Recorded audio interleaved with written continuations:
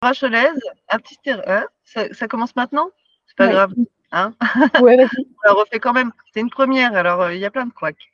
Donc, Déborah Cholez, artiste thérapeute, praticienne chamanique en Isère. Aujourd'hui, j'interviewe Alicia Fonfroide de Lafont, qui habite à Châteaufort, dans le 78, et qui est praticienne, donc sa spécialité, c'est praticienne en constellation familiale et systémique.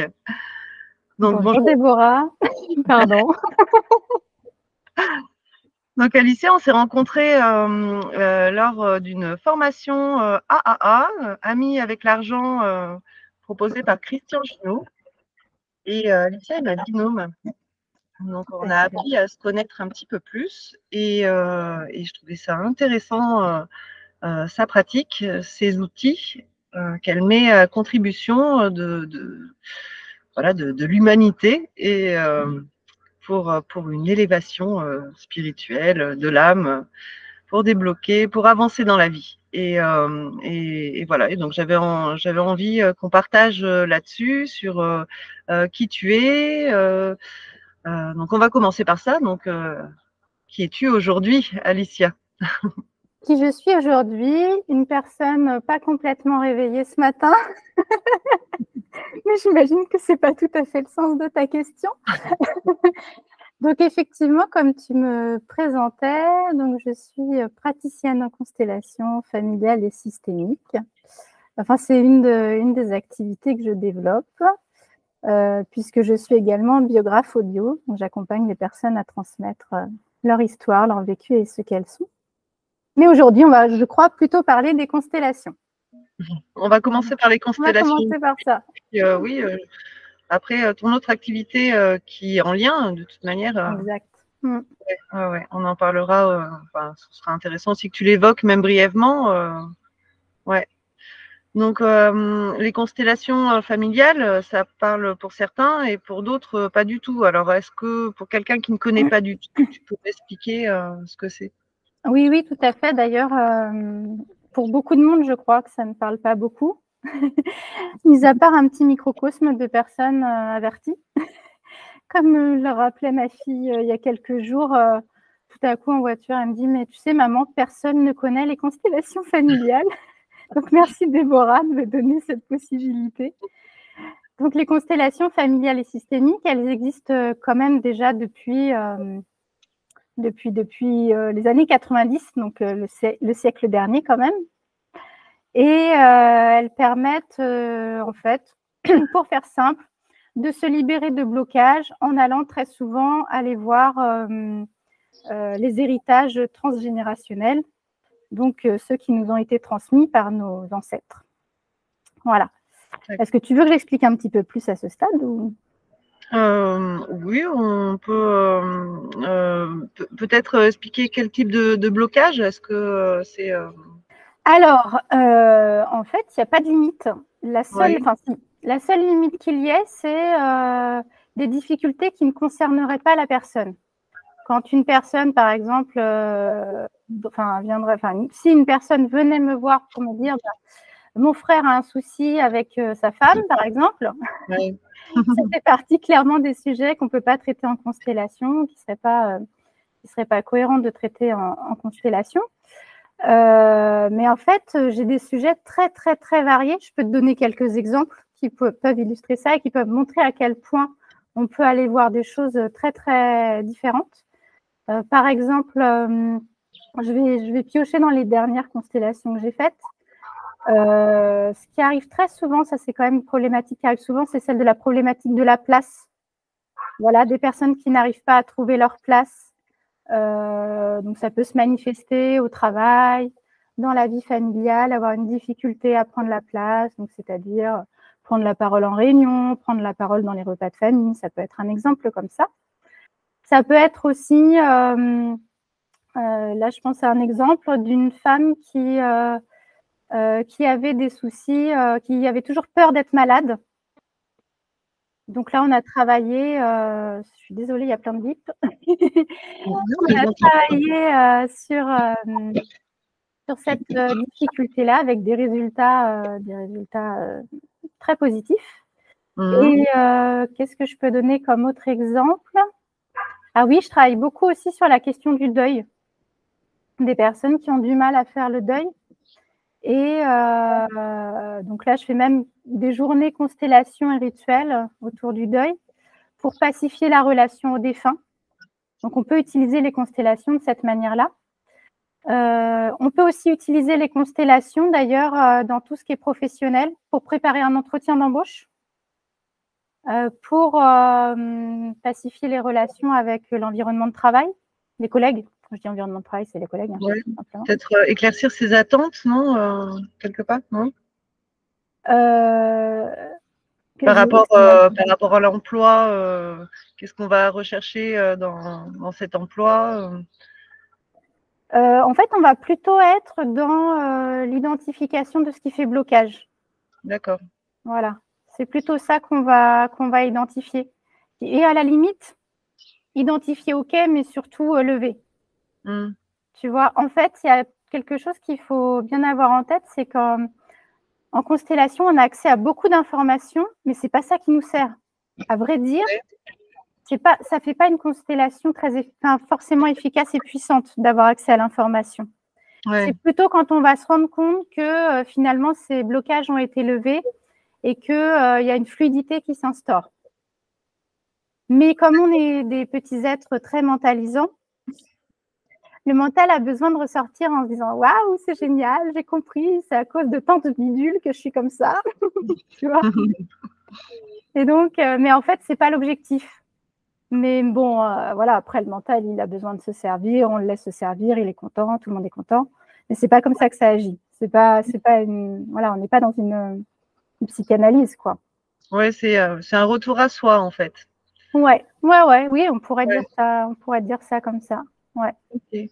Et du coup, donc, alors tu fais des séances en individuel, collectives, donc en groupe, en présentiel et en distanciel. Qu'est-ce qu'on pourrait dire, à quoi s'attendre, par exemple, pour une séance alors, c'est pas tout à fait la même chose individuel et en groupe. Donc, est-ce que tu pourrais un petit peu donner une trame à peu près voilà, similaire sur à quoi s'attendre en fait. Oui, tout à fait. En fait, les principes sont les mêmes en individuel et en groupe. Le principe va être le même, sauf qu'en groupe, la présence d'autres personnes va rendre la constellation parfois un peu plus, comment dire, plus énergique. Ouais. Et si on a besoin de douceur, l'individuel sera peut-être plus adapté.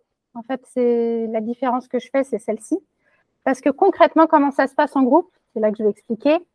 La personne vient avec sa problématique, elle m'en aura déjà parlé en amont, on aura eu déjà un échange en amont, et devant le groupe, elle va dire en quelques mots le sujet qu'elle souhaite aborder.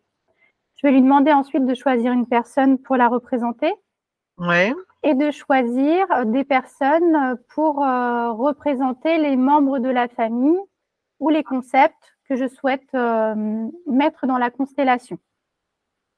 Donc, en fait, elle va choisir quelqu'un parmi les membres du groupe dont elle sent que, je ne sais pas, enfin, en tous les cas, il n'y a pas de... C'est pas avec le mental, hein, c'est vraiment avec le corps. Elle va choisir ces différentes personnes, elle va les positionner dans l'espace. Et là, à partir de là, démarre vraiment la constellation. Je vais demander aux personnes, donc les représentants, enfin on appelle ça comme ça, des représentants, ceux qui prennent les rôles, de ressentir, d'être vraiment dans leur corps et d'être à l'écoute de leur ressenti corporel. Et moi, je vais les interroger. Ils vont se rendre compte, par exemple, là je donne un exemple au hasard, mais bon, mettons que je dis une représentante parce que c'est une constellante, la personne pour qui on fait la constellation, parce que ce sont souvent des femmes. Donc la représentante de la constellante, qu'est-ce que je voulais dire? Non, c'est pas ça. Je voulais dire, j'aurais pu lui demander par exemple de choisir quelqu'un pour représenter sa mère. On peut imaginer que la représentante de la constellante et la représentante de la mère se sentent, je ne sais pas, l'une en colère, l'une triste, l'une ait envie de s'éloigner, l'autre ait envie de se rapprocher. C'est ça qu'on va constater en fait. On va constater à la fois des élans corporels, en fait, une envie de se rapprocher, de s'éloigner, être immobilisé, avoir envie de s'asseoir par terre. Enfin voilà, c'est ça qu'on va constater. Et puis aussi des émotions, des ressentis émotionnels et parfois même des pensées.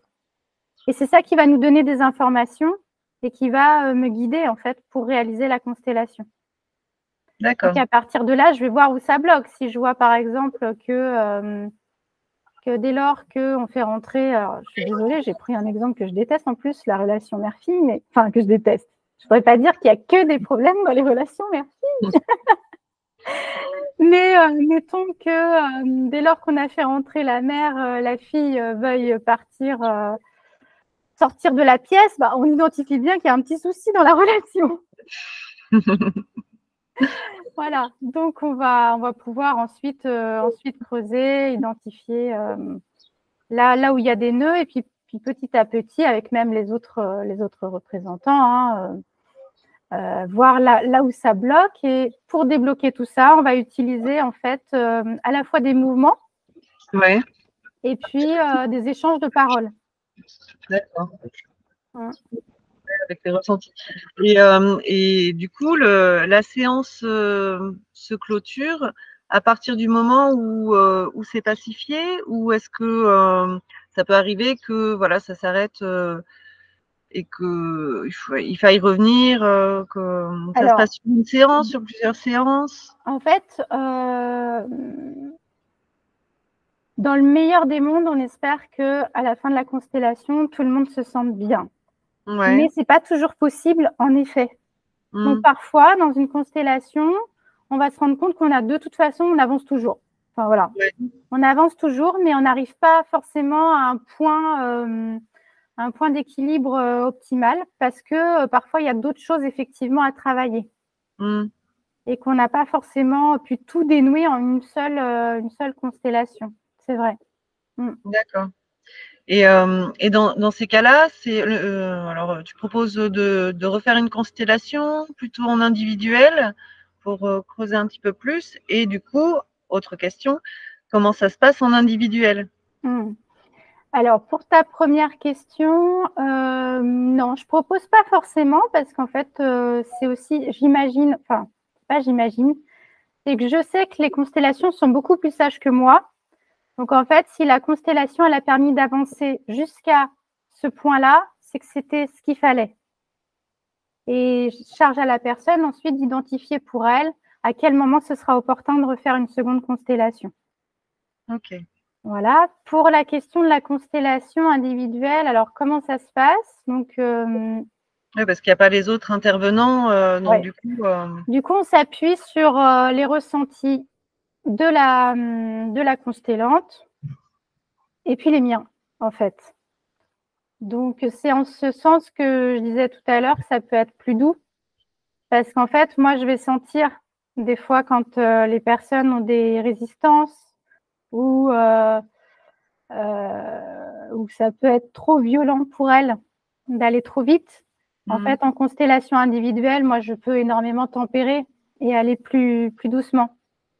Donc, voilà. Alors que les représentants en constellation de groupe, je peux aussi les tempérer. Mais des fois, ils sont tellement... ils sont habités, en fait, par ce qu'ils ressentent.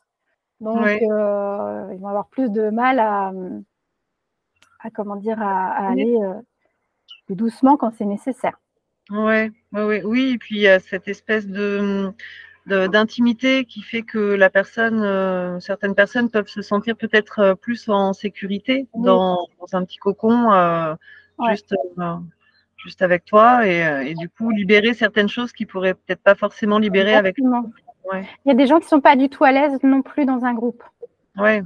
En fait. Donc, et puis c'est vrai que la constellation, elle vient forcément donner à voir des choses très personnelles. Donc, il y a des gens qui ne sont pas à l'aise avec ça. Ils sont beaucoup plus à l'aise dans le tête-à-tête. Moi, j'aime aussi beaucoup les constellations individuelles. J'aime beaucoup aussi cette relation qui se crée dans le tête-à-tête. Et en même temps, pour continuer à répondre sur comment ça se passe, ok, on est en tête-à-tête, mais en fait, on va aussi représenter les différents membres de la constellation en utilisant soit des papiers, soit des objets.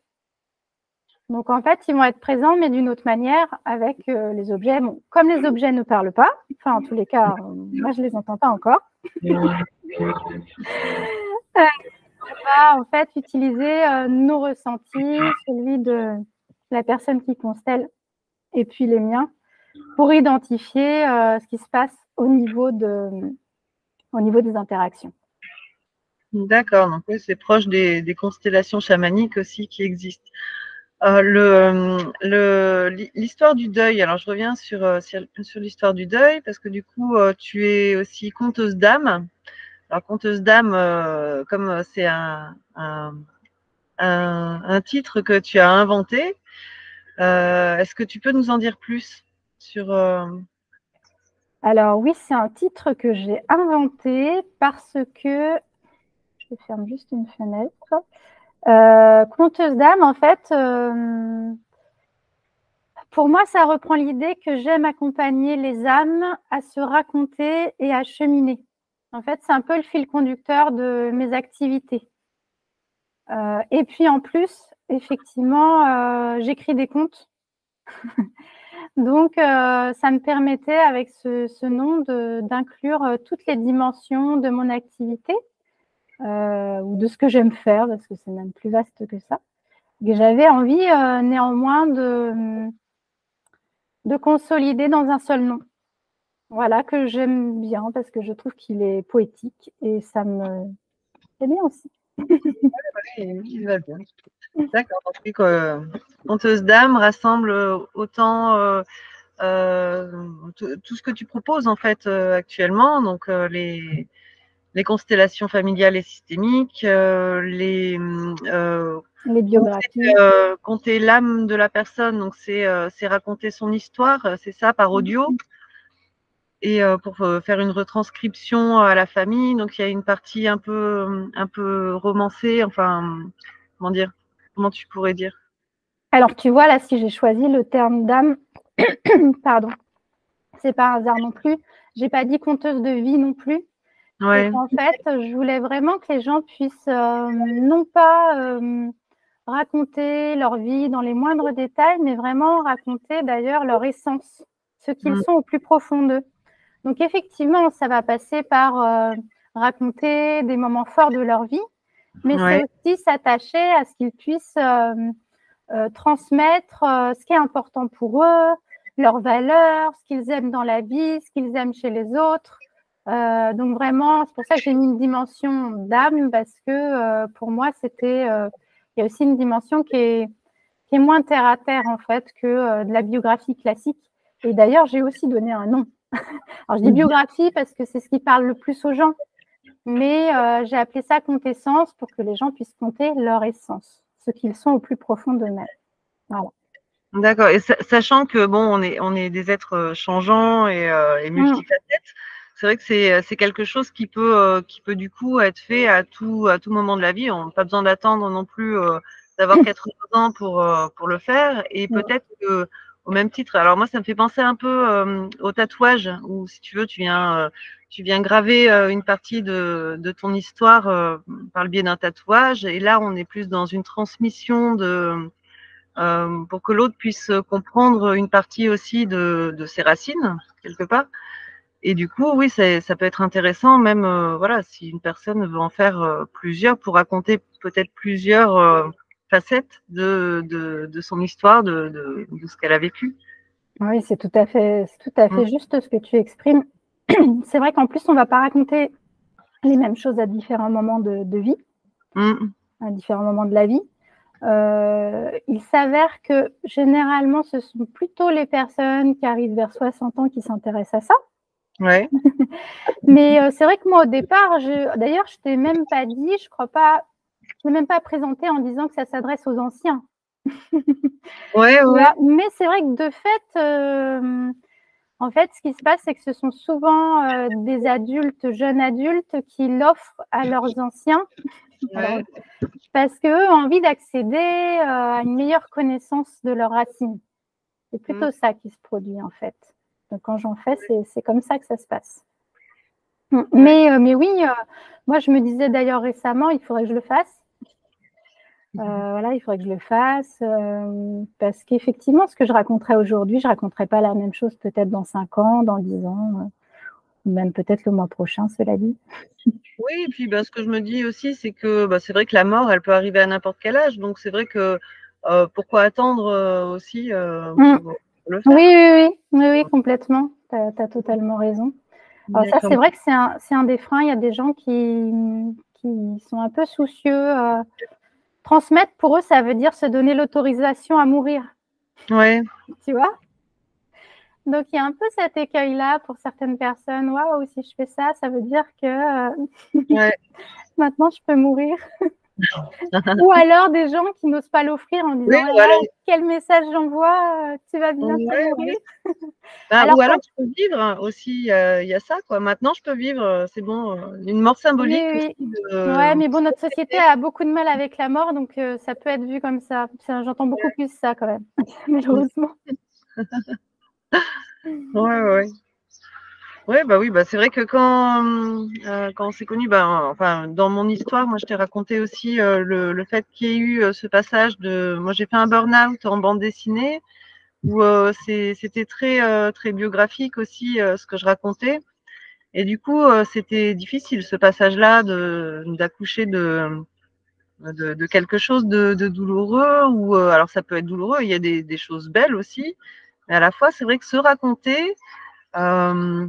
On se dit mince, une fois que j'ai tout raconté, est-ce que je vais mourir? Est-ce que c'est fini? Est-ce que j'aurai d'autres choses à raconter? Et du coup, c'est vrai que c'est quelque chose de courageux, je trouve, comme à faire. Oui, c'est une démarche qui n'est pas forcément anodine, effectivement.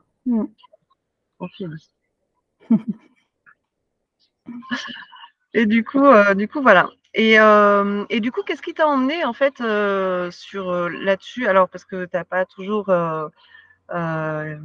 été dans les constellations, ni. Alors, petit aparté. Donc, tu es dans l'écriture d'un conte initiatique aussi. Donc, un conte initiatique pour quel public? Alors, en fait, ça, c'est un rêve. Je cherchais le mot, mais ça s'appelle un rêve, en fait, que j'ai depuis plusieurs années et qui m'est venu un jour que je faisais ça doit faire 3 ans, hein, donc ça date un peu.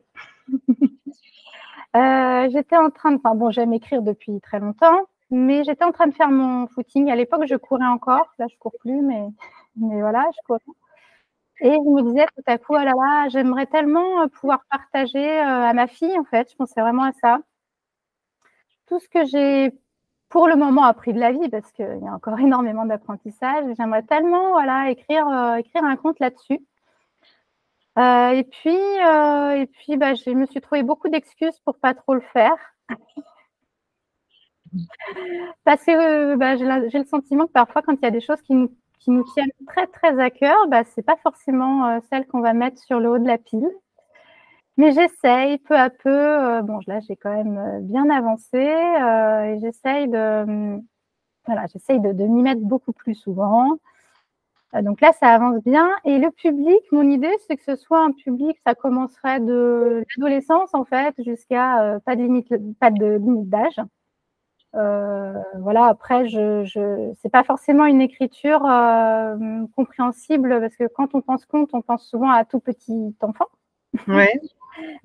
Mais c'est pas forcément compréhensible pour les petits. Ouais. Ça se passe quand même. Moi, quand je l'écris, je pense, puisque mon premier public, alors ça se trouve, elle le lira jamais, hein, mais c'est ma fille. Ouais. Ensuite, peu importe, mais en tous les cas, ça peut se lire jusqu'à n'importe quel âge. D'accord, ok. Et du coup, oui, c'est un conte initiatique Initiation de quoi? Oui, bonne question. Effectivement, j'ai voulu y mettre tout ce qui me tient à cœur. Donc, à la fois une dimension développement personnel, spirituel, réflexion un peu sociétale et écologique. Donc, tout ce que j'aime, tout ce qui m'intéresse. Ouais. D'accord, ouais, ça regroupe beaucoup de choses et à la fois, donc c'est retransmis par l'histoire d'une petite fille, enfin, d'une ado. D'une ado, tout à fait. J'ai choisi une héroïne qui est une adolescente et qui va cheminer, en fait, qui un matin rencontre, enfin, fait une visite impromptue dans sa chambre, un petit colibri qui va l'emmener découvrir divers mondes qui vont chacun avoir leur apprentissage, leur enseignement. Donc voilà, on suit le chemin de cette jeune fille jusqu'à rien. Voilà. Ok, ouais. Donc c'est une connaissance de soi. À la fois, c'est aussi un peu ton compte essence à toi. Oui, bien sûr. Ouais, j'ai mis énormément un petit peu parfois de mon histoire à moi, un petit peu, et puis beaucoup de tout ce que j'ai trouvé sur ma route à moi. Ouais, ta compréhension des Voilà, choses. tout à fait, des expériences que j'ai pu vivre, de la manière dont je regarde le monde. Bien sûr que ça m'est pas complètement étranger. Bien sûr. Et puis moi, j'écris beaucoup, en fait, j'écris beaucoup de manière intuitive. Donc, en fait, c'est pas le fruit d'une énorme réflexion.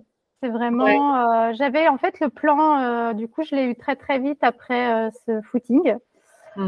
Donc, j'avais le plan en tête, j'avais l'idée de ce que je voulais y mettre. Et puis après, dans la construction des parties, ça se fait souvent, j'ai des images qui me viennent, donc j'utilise ces images. J'utilise le scénario ou les phrases que j'entends dans ma tête. Donc, il y a aussi beaucoup d'écriture intuitive. Oui. D'ailleurs, tu proposes des ateliers d'écriture intuitive? Oui. Alors, à la rentrée, effectivement, je vais proposer donc, dans une association qui est à côté de chez moi. À Châteaufort. Alors, elle est à Montigny-le-Bretonneux. D'accord. Cette association, c'est Équilibre Énergie. Je vais proposer 2 types d'ateliers d'écriture. Un atelier d'écriture que j'ai appelé écriture alchimique, dans lequel il y aura un module, comment j'ai appelé ça d'ailleurs, pas module, mais bon, 3 séances pour travailler l'écriture intuitive. En fait, il y a 5 séquences dans l'année qui sont indépendantes les unes des autres, on peut s'inscrire indifféremment. Et il y a effectivement une séquence sur l'écriture intuitive. Et puis, je proposais un autre atelier, qui est beaucoup plus sur l'écriture autobiographique. Là, on rejoint effectivement les compétences pour accompagner les personnes donc à raconter des petits bouts d'elles-mêmes, séance après séance. Ok, bon, super riche. C'est vrai que c'est vrai qu'il y a ta spécialité actuellement, c'est les constellations familiales, et c'est vrai que le fait de parler aussi de tes autres activités, ça permet aussi de voir que voilà, il y a d'autres choses, et que oui, de toute façon, on n'est pas que constellatrice, on n'est pas que praticien, on est plein de choses à la fois là aujourd'hui. Voilà, on est acteur aujourd'hui. On se met en scène et pour partager, et donc voilà. Et qu'est-ce qui t'a emmené en fait dans ton parcours à en venir aujourd'hui à proposer des constellations et des contes essences? Ce qui m'a amené à en faire mon activité principale, on va dire, c'est surtout un inconfort très grand au niveau professionnel. Donc, merci à ma vie professionnelle passée, qui m'a permis du coup d'aller chercher ce qui résonnait, ce qui vibrait vraiment en moi pour que je me sente heureuse au quotidien. Donc, moi, j'ai travaillé pendant près de 15 ans dans la fonction publique territoriale, donc souvent dans l'insertion, le développement social. Parce que moi, j'ai depuis très longtemps la compréhension l'envie de comprendre l'humain, d'où une orientation vers le social. Moi, j'ai fait des études de sociologie. Voilà. Et puis, une envie vraiment de me sentir utile depuis très, très, très, très longtemps. Ouais. Et en fait, j'avais pris ce chemin du service public en me disant que j'allais me sentir utile. Et je n'ai pas rencontré, en fait, ce que j'étais allée y chercher, même si j'ai rencontré là-bas des personnes vraiment formidables. Parce qu'on rencontre plein de gens super dans le service public, sans doute ailleurs aussi, hein, mais en tout cas, voilà, j'ai rencontré vraiment des gens très, très chouettes. Des gens, en fait, qui ont vraiment envie d'être utiles. Enfin, on ne dit pas souvent ça des fonctionnaires, c'est pour ça que je le dis. Ouais. Tu vois, des gens qui ont vraiment envie de contribuer, qui ont envie de faire des choses utiles, voilà. Mais du coup, ouais, excuse-moi. Pardon, vas-y. Mais du coup, toi, dans ta place, parce que on parlait des constellations et des places, donc c'est là où tu trouvais pas ta place. En fait, si tu veux, j'ai fait un bilan de compétences. Donc, le premier exercice, c'était d'identifier. Le premier travail, c'était peut-être pas le premier d'ailleurs, mais en tous les cas, dans les premiers, c'était de faire la courbe de satisfaction au travail. Et tu devais noter sur 1 à 10 les années, tes différentes années professionnelles. Et en fait, je me suis rendu compte que depuis que j'avais commencé à travailler, je n'avais jamais dépassé 5 sur 10. En voyant ça, je me suis dit, waouh, il y a un problème. Il y a un problème, en fait, je ne me suis jamais sentie heureuse au travail. Waouh. Ce bilan de compétences, c'est vraiment bienvenu. Bon, sachant que j'avais été aussi malade juste avant de faire le bilan de compétences, c'est ce qui m'avait conduit au bilan de compétences. J'ai eu un virus au niveau du foie, une maladie genre un peu mystérieuse, genre crise de foie, tu vois. Là, j'ai bien compris le message que m'envoyait mon corps. Pardon. Mon corps m'indiquait vraiment que voilà, il fallait que je change de voie, que je n'étais pas à ma place, etc. Donc, peu à peu, j'ai réfléchi à ce que j'aimais faire. Donc, dans ce bilan de compétences, j'ai vu que j'aimais interviewer les gens, que j'aimais beaucoup les rencontres authentiques, que le champ de la thérapie n'était pas étranger non plus. Donc, en fait, ça s'est construit peu à peu, à la fois sur les constellations, non pas sur les constellations, j'ai commencé vraiment par les biographies audio dont on parlait, là, les quintessences. Et puis après aussi, j'ai aussi laissé la place à tout ce qui est un peu intuitif, des rencontres. Voilà, des rencontres assez signifiantes, des petits cailloux qu'on a semés sur mon chemin, qui m'ont indiqué que la voie des constellations était aussi opportune pour moi. Donc, j'ai essayé aussi de laisser le mental de côté et d'aller vers